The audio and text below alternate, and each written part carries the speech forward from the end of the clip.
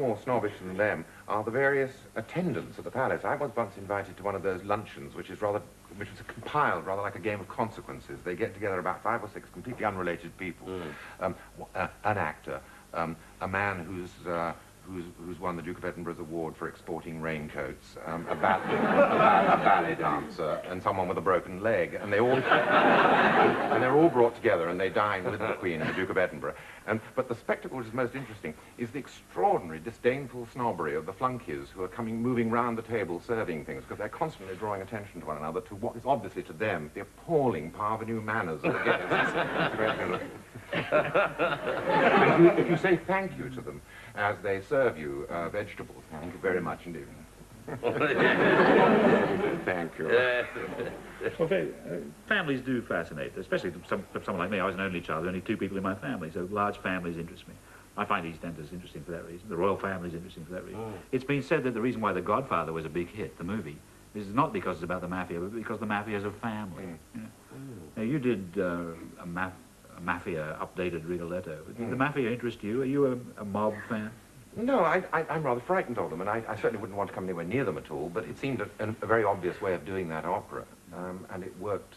And the reason why it worked was that everyone knows the mafia through the movies, and it was a way of making people familiar with a piece that otherwise they thought they knew in a traditional form. And actually, it spread it to a much wider audience than it might otherwise have done. Did you see anything of the mafia in America? I did. Well, I used to live on Varick Street. There was there was 2 things. Umberto's Clam House. If it's clams, we got him. And there's 2 guys there whose entire job was 24 hours. They were cutting clams. And the mafia, the funny thing about them is that even though they're worth millions, they're very keen on keeping their sort of ethnic purity. So they like to go to these little greaseball spaghetti houses and remind themselves of where they came from. You know, despite the fact they owned the street. And they could go and occupy the Waldorf. They like to do that. And they used to crunch up. There was 2 huge, great pearl grey Cadillacs used to arrive. And that wonderful sort of... And they'd go like that for about 10 minutes. Then eventually the driver would come out like, and just the head would kind of go around like this. And then the hand and the inside. I mean, honest, for real, you know. And then he'd fly out, and then the door would come. And if the wife was like, the wives looked like sort of slightly animated chandeliers. You know, they had these hairdos. You know, what, 1960? What? This is 1980, whatever. Hair like that, and all this sort of diamonds and all this sort of stuff. And they'd come out and go in and eat their greasy clams. And one night we were making a film. We had a chase sequence, and we thought, great, we'll use the Umberto's clam thing because it's a great neon. It's pink neon with that sort of mint green surroundings on it. It really was a peach. And, well, it wasn't a peach, it was a sign, obviously. So we went sprinting past that, and the camera was panning across like that, and suddenly the guys came out, and it really was just like the films. What are you doing? You making a picture here? Do you have permission? We say, yeah, the police spoke to us. Do you have permission? It was wonderful. It was great. But, I mean, as you say, I mean, they're very, very sinister. And in fact, those are the only areas of New York which are really law-abiding. Yeah. They just simply control the thing, and you don't get mugged round Varick Street. You don't. And as they say, that, I mean, there was a guy stole a handbag, and he was never seen again. Because it was an Italian handbag. I can see, Robbie, why you occasionally get cast as a heavy.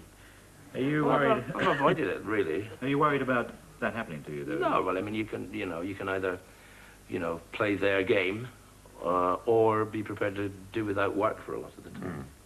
How much does physical appearance affect behavior? I won't say employment, but behavior. I mean, do you feel constrained to be a gentle guy because you're a giant? Or, I would say generally that most trouble comes from small fellows. That's quite true. Because you don't have anything to prove. Because your body describes your own I'm telling this man about body language. But if you're a big guy, people have a tendency to kind of, you somehow describe a bigger space, not simply the space your body takes up, but a bit more than that.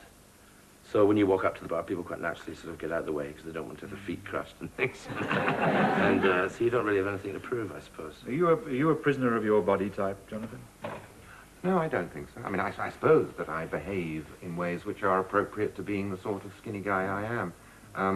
But I don't think of myself as being constrained by it. Are you in the right body? Well, I can't imagine what it would be like to inhabit some other body. Well, I have a friend, an old friend, known him for 30 years, and he had a sex change this year. And he wrote a letter to me saying I was always in the wrong body. Now, he's serious, because you have to be serious to have the sex change, right? Yeah. And I wonder what it feels like to walk around just being in the wrong machine. I am, to a certain extent, I am actually a thin man. I really am, actually. I'm actually perfectly proportioned. I just wear these baggy suits so people out there won't feel inferior. Well, there was a very famous case, wasn't there, of a pipe major in one of the Scots regiments. And he was the regimental pipe major for something like 30 years. And then he went off and had a sex change. And he went back to the regimental reunion as a woman. And I thought, what an extraordinary brave man. You can imagine, it's all tattoos and common sense and, oh, you say, boy, neighbour. And he comes in his little floral summer frock and says, well, it's me, it's Santa.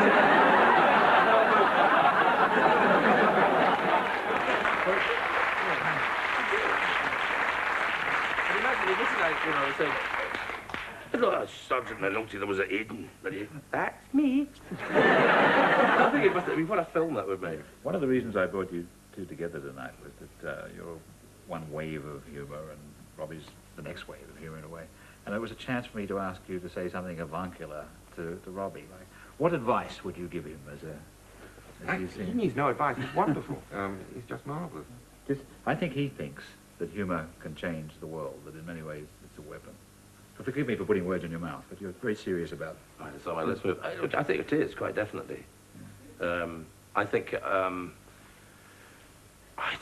mean, you never know how much the arts change people's opinions and so forth, but certainly to make somebody appear absolutely absurd, somebody's opinion. I mean, I watched that, the Dictator, the Charlie Chaplin, who was taking the monkeys out of Hitler, and it was wonderful because you could never look at Hitler again and think of him as anything but an absurd little twit. But it didn't stop Hitler, did it? It didn't stop Hitler. That's Jonathan, is he right? Can it change the world? No, I don't think it changes. It changes the imagination, and that somehow alters the effect that wicked or foolish or pompous people can have. I think that it actually alters the frontiers of what is acceptable.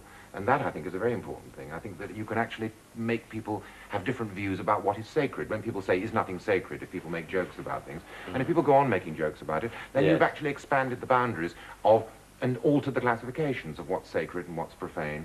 And that is an act of imagination, and you alter imagination in that way. And the long-term result of that may be very far-reaching, but you can't point to single political effects or social effects. I want to hear more from both of you on that topic, but unfortunately it has to be off the air, because on the air we've run out of time. So I have to say thank you very much, Jonathan Miller. I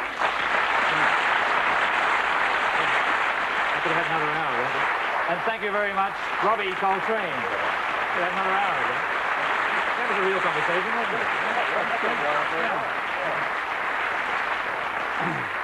And that's all we have time for tonight, except for one late-night flash from our news team, which is always on the alert, poised beside the dishwasher because we can't afford a dish aerial.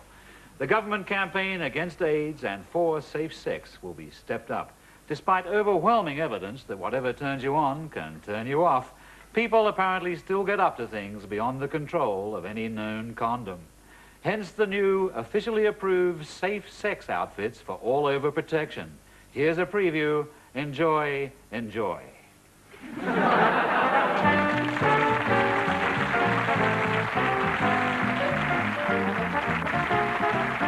There are some Clive James books available from the ABC shop in your capital city. Next Friday, Clive's guests are Melvyn Bragg and the wonderfully wicked Jane Collins. For all lovers of classic silent films, tonight on ABC there's a gem, The Strong Man, starring the great Harry Langdon and Priscilla Bonner, and directed by Frank Capra. That's tonight at 10:45 on ABC.